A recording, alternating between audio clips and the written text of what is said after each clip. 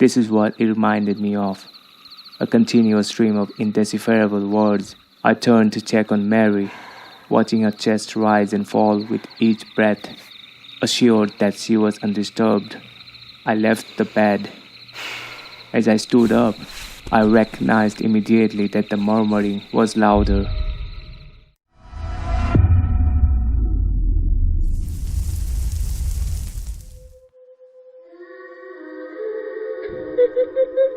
Welcome to ChronicleVibe, your channel, your place where you can come and hide from the reality, get immersed in different universe of different stories.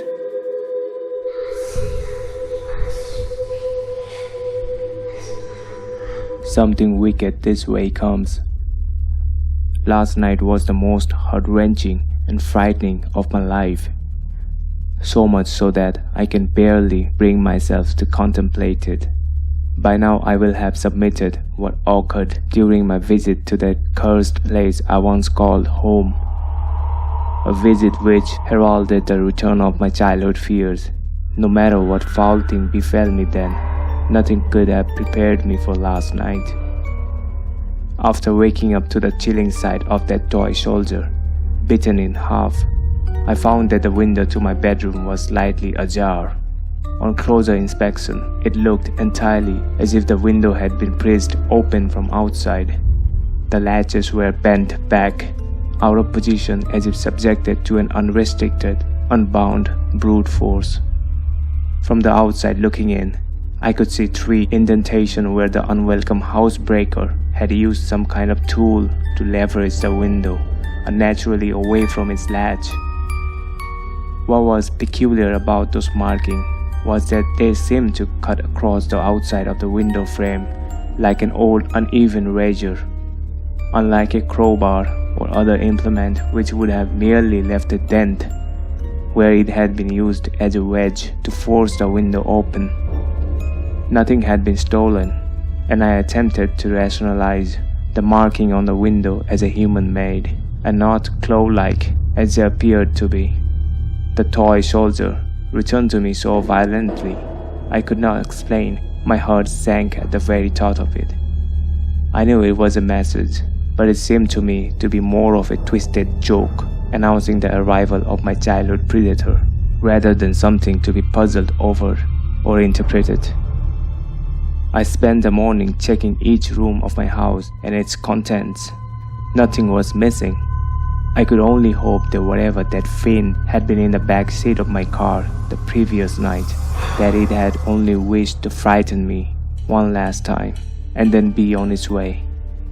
Perhaps its reach would be weakened so far from my childhood bedroom.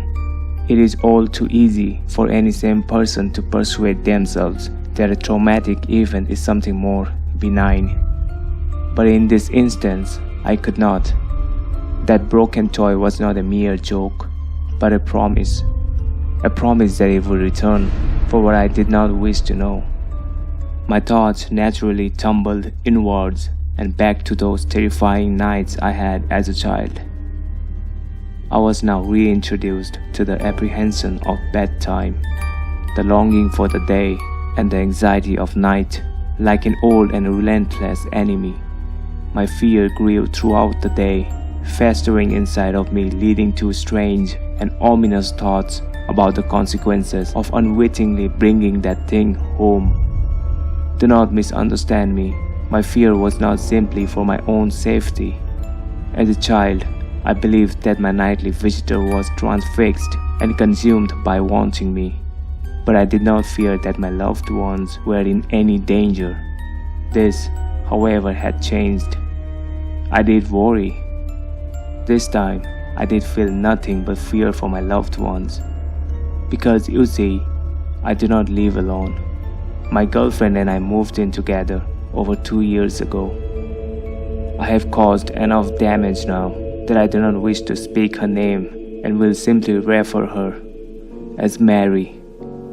Mary and I had a happy existence, and in fact, we were very much in love. This coming Christmas morning, I was going to propose to her. But that beautiful moment has now been bitterly taken away from me by the wretched abomination. I knew that Mary would be home that evening. She works in event and promotion, and as a result, is often away from home for days at a time, traveling around the country, coordinating various conferences and exhibitions. I do not complain about this, as she and I both know that I'm a solitary character, and that the odd few days of solitude normally do me good, allowing me to dive headlong into my writing, absorbing each and every word undisturbed. Despite this, I always miss her, and with the event of the past week, reliving those torturous nights and then allowing them to return, I had missed her far more acutely than I had previously done so.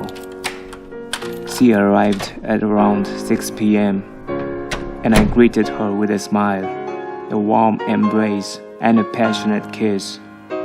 I tried to hide my perturbed state of mind from her, but Mary knows me better than anyone I have ever met, and immediately inquired, "What's wrong?"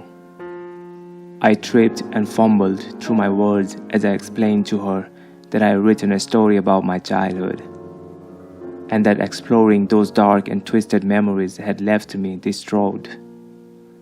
Mary has an incredibly caring nature, and she immediately laid her suitcase and bags on the floor, sat me down on our couch, and with her soft and gentle way, asked me to talk about the whole ordeal. But I could not. I couldn't mention this thing, this wretch which had now found its way to our home, an invisible and twisted invader which had been led there by my idiotic curiosity.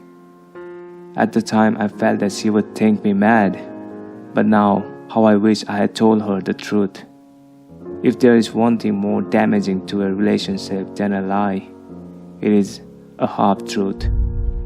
Not because it is deceitful, but because it is corruption of the truth, perverted and abused to suit the teller's need. I told her my half-truth. I told her about my story, that of the thing in the narrow room and the water at the end of my bed. But that is where the truth ended and a lie began. I deliberately and decidedly mentioned that it was of course just my imagination as a child, and neglected to talk of my experiences of returning to the scene of those depraved crimes. Knowing that she would see the damaged window latch, I spun my web as I told a grand tale about waking up to a burglar attempting to break into our house and having to chase him away. I was quite the hero. I lied to her, and she showed me great sympathy and kindness for my deception. I was embarrassed by the truth then, and I am ashamed of my lie now. If I had been truthful, then perhaps we could have faced this meanness together. But instead, that thing took advantage of my dishonesty and put a wedge between us. The event of last night desecrated the most important thing in the world to me. Nighttime arrived in all of its bleakness and was unwelcome. I lay in the darkness, waiting. Mary was sound asleep next to me, each breath a soothing reminder of companionship. But despite my growing aversion to loneliness, I would have no sleep that night. I knew from my experience that when my uninvited guest would show itself, it would do so with subtlety, increasing its grip on me with each visitation, as if requiring time to build up its strength. A leech feeding on my fear for succor. My nerves kept me on edge, which fought back the oncoming onslaught of sleep admirably. In the end, though, biology won, and as my bedside clock lumbered towards 4 a.m., sleep took me. The relaxing blanket of nightly oblivion, anxiety washed away, my worries a distant memory, sinking deeper into the soft mattress below, and finally into a long sought for a rest.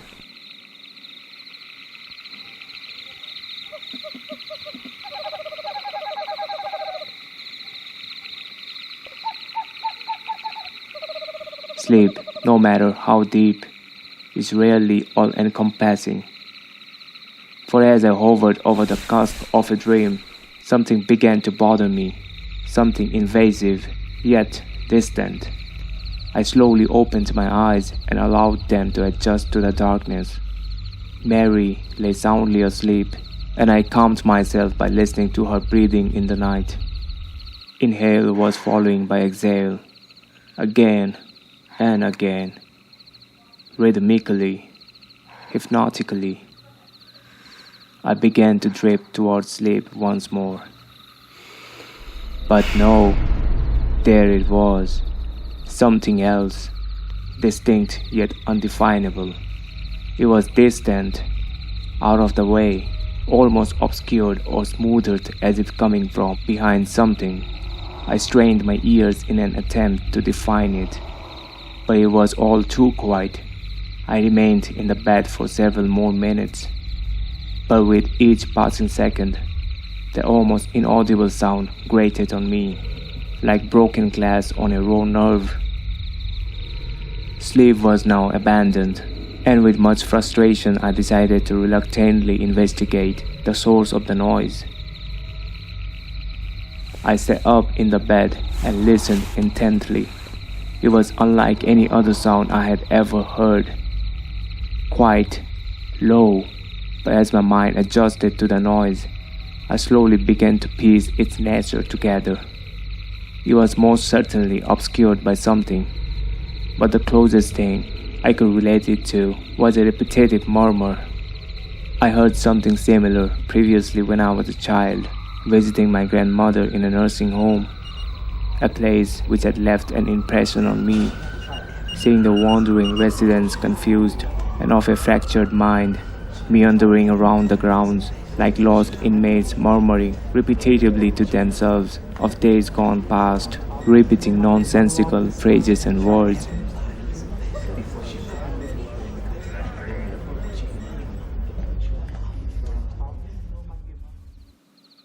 This is what it reminded me of, a continuous stream of indecipherable words uttered by someone in the throes of confusion. I turned to check on Mary, watching her chest rise and fall with each breath. Assured that she was undisturbed, I left the bed. As I stood up, I recognized immediately that the murmuring was louder. While dark, I had left the light on in the hall, as I always do, which crept under the door and allowed me to view the room in a dim but visible way.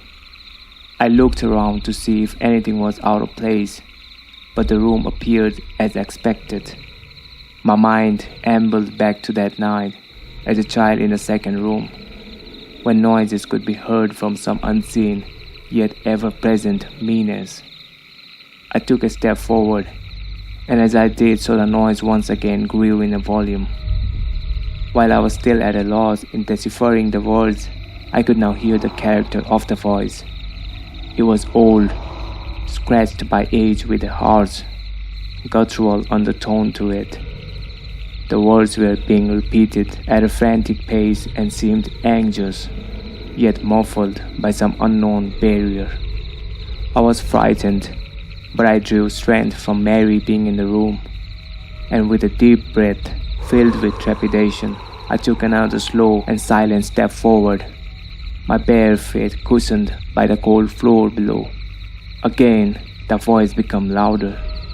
I wasn't sure if I was imagining it, but I could have sworn that it had become more agitated as I drew closer. The next step I took shook me to my very core. For as that murmuring, garbled voice grew louder still, amongst the rambling, gravel sound of it, I heard a word which shot an icy shudder through my bones, a word to be feared. It spoke my name. Dear God, it knew my name.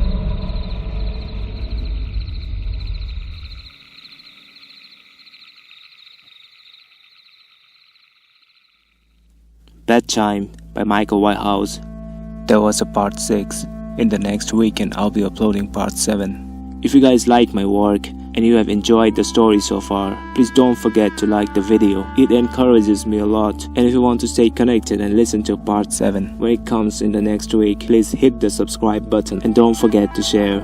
Until we meet again, have a great weekend guys, and keep your imagination alive.